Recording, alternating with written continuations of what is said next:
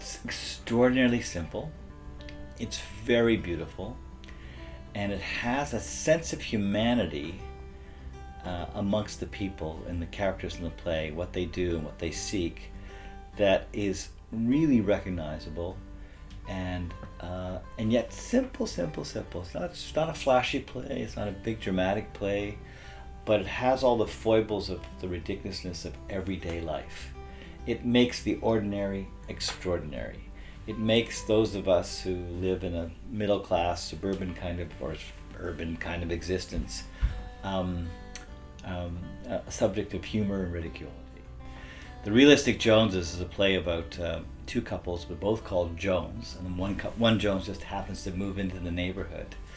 And it turns out that in that old tradition of keeping up with the Joneses, and the competition that happens when neighbors beside neighbors try and improve their lives and get better and better, in fact, all we're improving our lives is towards mortality and to getting life better and better, to die better and better. And it is a play about our relationship of sort of topping each other with our deaths or our illnesses. And these two couples, the two men, have moved to the town to be treated at a special clinic for this illness that is kind of like a chronic fatigue syndrome, ALS syndrome. It's a made-up illness, completely made up.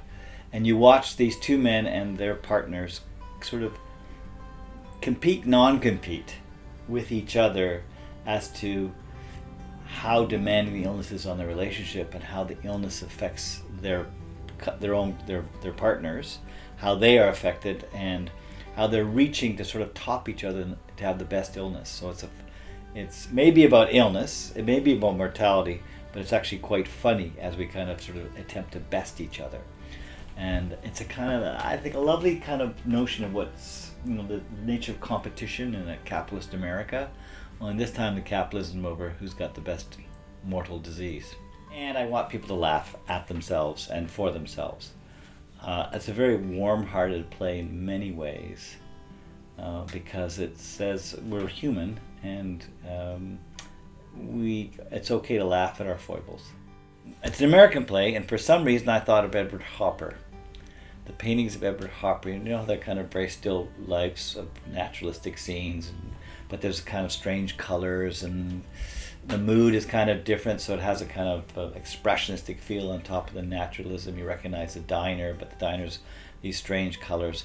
This has this same feel. There's a kind of very naturalistic world, people sitting on porches, on the lawn at night looking at the stars, taking out the garbage, going for a walk, that all things that we do in our daily lives, but then that has this kind of strange other effect that I think the presence of death, is that makes you think and feel differently. The presence of death brings out a kind of supernatural world that surrounds these very ordinary people, that makes, again, their ordinary lives very extraordinary.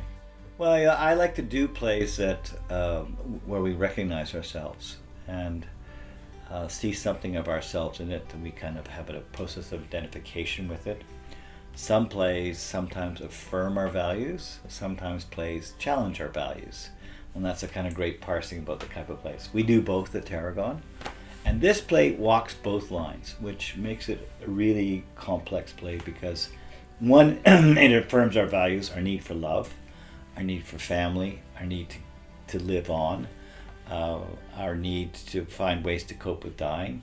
At the same time, it challenges us because of what we put on these things, are what we put on love, and what we put on dying, and what we put on trying to live normal lives, how we kind of make them abnormal. And so you see these characters live the most ordinary of lives, being in the shopping market, being on the back lawn, sitting on the porch, putting out the garbage, and yet they have these abnormal and near spiritual experiences as they sort of come to cope with their own mortality.